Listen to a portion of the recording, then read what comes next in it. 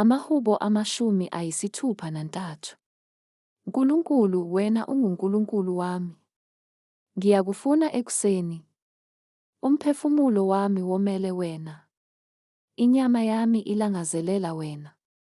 Ezweni elomileyo eligagadekileyo, lapho amanzi engekho khona. Kanjalo ngikubheka endlini engcwele. Ngibone amandla akho nenkazimulo yakho. Ngokuba umusa wakho umnandi kunokuphila. Izindebe zami ziyakukudumisa. Ngiyakukubonga ngisaphila. Ngiyakuphakamisa izandla zami egameni lakho. Umphefumulo wami uyakusutha kungathi ngamanoni namafutha. Umlomo wami uyakudumisa ngezindebe ezithabayo. Nxa ngikukhumbula ecansini lami, ngizindla ngawe emilindweni yasebusuku. Ngokuba ungisizile, ngiyakwethaba ethunzini lamaphiko akho. Umphefumulo wami ubambelele kuwe.